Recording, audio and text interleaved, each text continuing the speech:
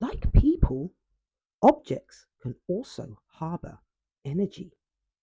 Good or bad, you ask? Well, what's the feeling in your home right now? What's been the feeling over the last week or couple of months? Is there something that you've missed? We all like to do our usual house cleansing. I do too.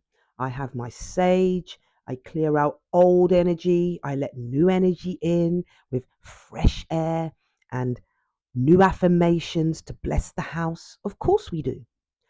But sometimes it still feels like, nah, it's not right. It's not right. So, what we have to do, I know it's a very difficult one, but it also has to do with generational curse breaking, as I've just said in my other video. Because the objects that you have in your house, if they are from ancestors, family members, what kind of energy do they have? Who owned that object that was passed down and given to you? Who who who did it? Who were they? More importantly, how did they used to be? Were they content? Were they always an angry person? Did they even have any happiness? Were they someone that suffered? You know? And if they were all of those things and they never got to heal that or cleanse that themselves, then it stays there. It stays in the object. Absolutely. I do believe, I think it's for Japanese or Chinese culture, it's called a Manitou. Everything has a soul, you see? And if it doesn't have a soul of its own, then it maybe harbors someone else's soul. It harbors their feelings, their emotions, their experiences. All of that energy stays in that object. The person might be gone, but I guarantee you a part of their spirit and soul is possibly still in there. And so, in order for that energy to disperse, maybe you need to set that object free. And what I mean by that is bless the object with all the love, turn that around, and then discard it somewhere. But don't give it to someone else. And don't give it to a shop because they'll pass it on to someone else. So this energy can't be passed on. It has to be blessed and then buried. And that's what you do. You put it to rest because you can't rest. And the part of the person that's still in there can't fully rest. And so if you still got energy in your house that's just making you feel, because you're going to sense it, you're emotionally intuitive. Chosen ones are people who are generational curse breakers are different people in general. So it's not just generational curse breaking, as I said in my other video, that you are responsible for. There's many other things that you're doing. Your soul journey, your spirit journey, and learning that has a lot to do with the ego and a lot to do with acceptance and a lot to do with letting things go. And so there might be objects that you've got in the home and you're like, but that's my great, great, great, great, great uncles or my great, great, great, great grandma.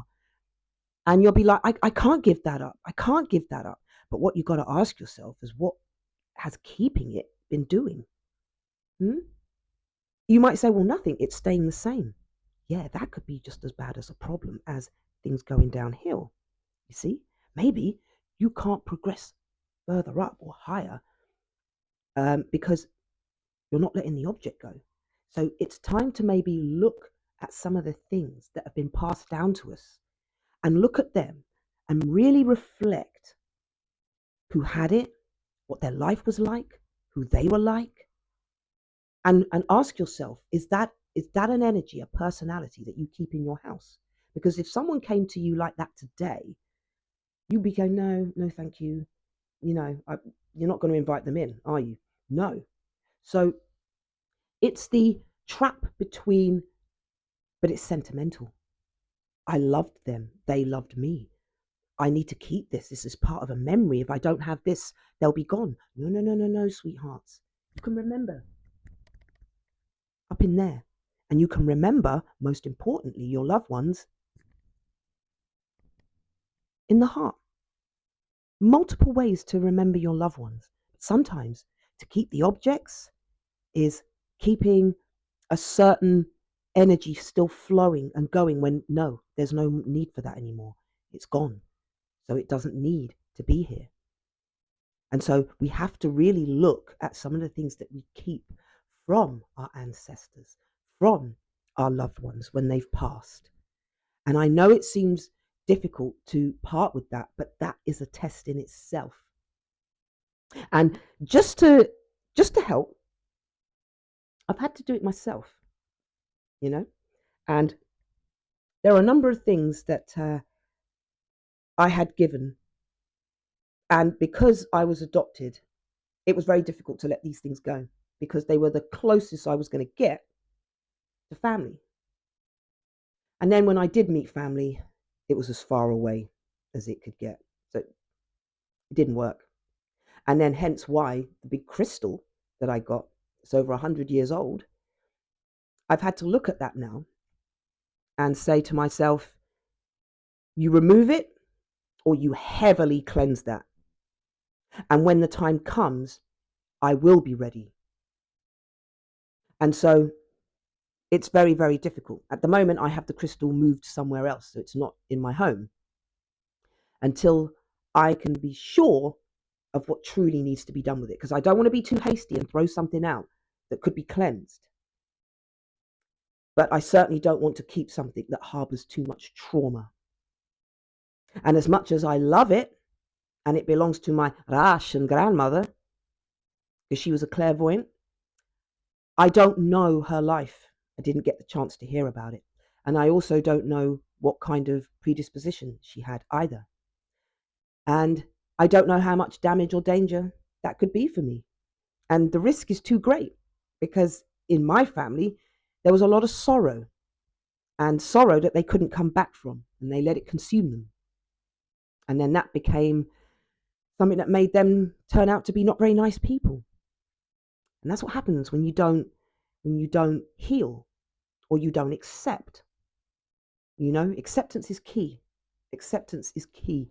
And so if I have to accept that I have to let something go that gives me comfort and meaning, yeah, it's a false comfort and a false meaning. And to be honest, you're strong enough without it. That's what it's telling you. Are you strong enough to actually release that now? Yes. Don't worry about what you think it might harbor or what could have been. The idea is that you have to let things go because you've really lost nothing. But that comes with experience and your teachings that you do with yourself. And like I said, ego has a lot to do with that. It has a lot to do with it. So, loves, look around the house. Be honest with yourself about some of the objects that you have. Look at them, reflect, and start deciding what stays and what should go. I hope that's been of some help. I truly do. And if you like my content and you find it useful, insightful, handy, helpful, you name it, my darlings, just put a like and follow. And to all my followers already, well, you know I love you. You know you're the greatest. You know you're the best for reaching out and connecting with me and making me feel so invited in.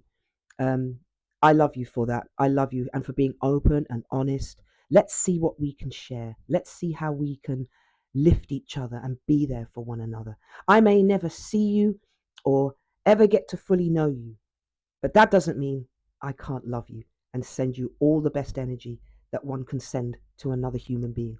So I hope you have a great week. Do be safe and always, Jar love.